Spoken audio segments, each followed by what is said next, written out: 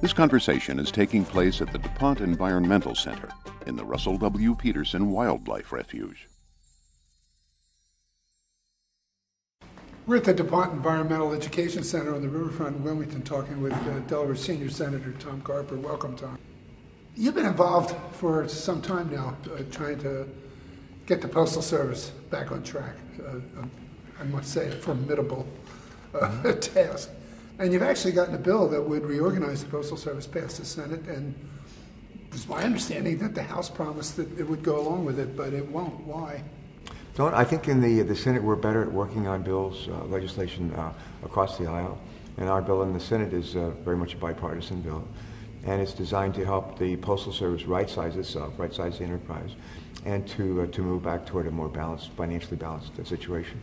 Mostly on the spending side, helping them be more efficient, but also to help them grow revenues. And it's not just a cut deal. It's a need to be innovative and creative.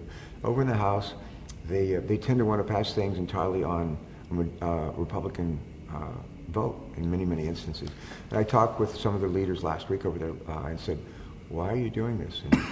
And they said, "Well, we can't get a bipartisan bill." I said, "We'll try." And I talked to the Democrats, I talked to the Republicans over there. Why don't you guys just sit down and try? So my hope is that they will.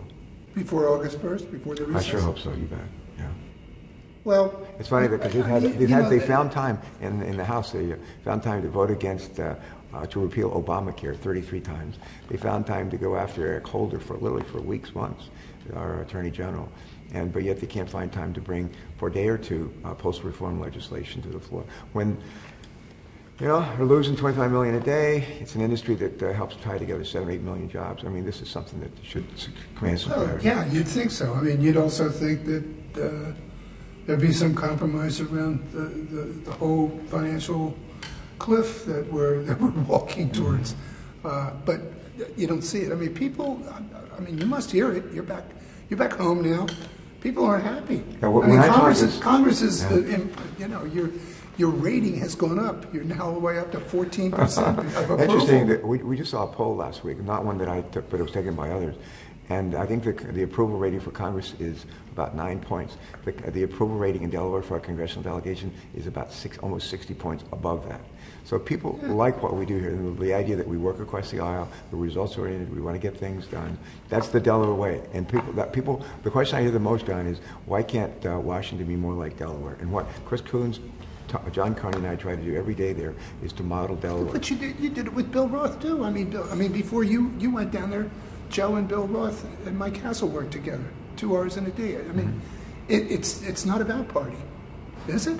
I don't think so. It shouldn't be. It shouldn't be. But the world's changed a little bit. And my hope, and there's some people that end up in the House after the last election. They thought they were sent there basically to say no, to stop things, almost everything from happening, even if it means going into default for our country. So my hope is that some of those moods will be and views will be tempered by this election, and maybe some of the people who feel like they really don't understand the need to communicate and compromise, that some of those people will not be invited back next year by their voters. You've also had a pretty significant interest in the Patient Protection Affordable Care Act, Obamacare, if you will. Now that the Supreme Court has pretty much endorsed the legality of pretty substantial portions of it, it seems to me it's time to move on and start implementing it. What's it going to mean for people in Delaware? How are lives going to change with this? Well, little known, one of the major provisions in the legislation creates large purchasing pools in every state across the country, including in Delaware. People say to me, why can't I have the same kind of health care that you do, Senator Carper? And actually, they will be able to. And we're going to create, I don't get special health care. I'm one of 8 million people, federal employees, retirees, dependents, postal employees, retirees, dependents, who participate in a large purchasing pool for health insurance called the Federal Employee Health Benefit Plan. And we're trying to create, and we will create in every state across the country, something like that.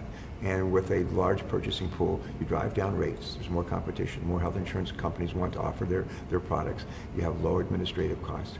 We're going to establish one here in Delaware, Maryland, and so forth. And if states want to, they can create an interstate compact so that Delaware and Maryland, or Delaware and New Jersey, Delaware and Pennsylvania can have a multi-state purchasing pool. Well, what I'm hearing is Delaware has been looking for partners and not really finding them with states with similar sizes, Montana, Rhode Island, and that the likelihood is that we'll join whatever the federal government is going to offer, be part of that exchange.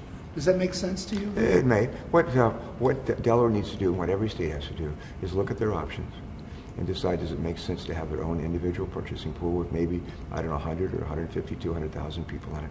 Does it make sense to partner with maybe a surrounding state or a state that's not even contiguous to us? And then do what makes sense. Do what makes sense. And one of my focus, John, in healthcare reform has been for several years now, is not so much, it's important to extend coverage to people who don't have it, but unless we figure out how to rein in the growth of healthcare costs and get better healthcare results for less money, we're never going to be able to extend that coverage for long. So my focus has been, how do we find ways to get better results for less money? There are all kinds of ways, and we're beginning to do them here and across the country. Do you think people understand the benefits that this new law has for them, like less expensive insurance, like coverage for children? You know, you can't be denied for a pre-existing condition. I mean, I had a conversation with a person who hated Obamacare, and when I started to talk, I mean, you know, her eyes went up, and she still hated it, but maybe less so. Yeah. But she didn't have any idea what was in it. Well, the focus has been on this mandate. Is it constitutional? Is it not? Is it a tax? Is it a fee? And that's really, it's not an unimportant issue, but it's more of a side issue. The dirty little secret, if you will, on the Affordable Care Act is we have for years spent money for healthcare in this country when people get sick. In a lot of countries, and places like the Mayo Clinic, Cleveland Clinic, Geisinger up in PA, Kaiser Permanente, they are a different kind of healthcare delivery system. They spend money to keep people well on prevention and on wellness. They spend money, they coordinate the delivery of healthcare using, electronic patient records, using something like the Delaware Health Information Network to help enable healthcare providers to work as a team rather than as a bunch of individual actors. The Health Information Network is a model for the country here in Delaware. You know, and yet there are people here who don't want to play. Some doctors don't want to be part of it. Maybe not, but Delaware, one of the last things we did in my second term as governor was to say, why don't we create a Delaware Health Information Network to enable providers, hospitals, doctors, nursing homes, and others to be able to access patient information, lab tests, MRIs, and so forth, and so that they can better work as a team and provide health care for folks. And avoid mistakes. And now we have that. We're the first state in the nation that has that, and we just had an event recognizing ChristianaCare. They got a $10 million federal grant to enable them to provide better outcomes for folks who have heart disease, heart attacks, and a big part of that was the use of the Delaware Health Information Network. And I sat there feeling like a proud papa, and hearing the reason why, out of all the hospitals in the country, that one was chosen because of what we have in Delaware. Thank you, Senator. Thanks, sir. Pleasure. Thanks. You're connected with Content Delaware.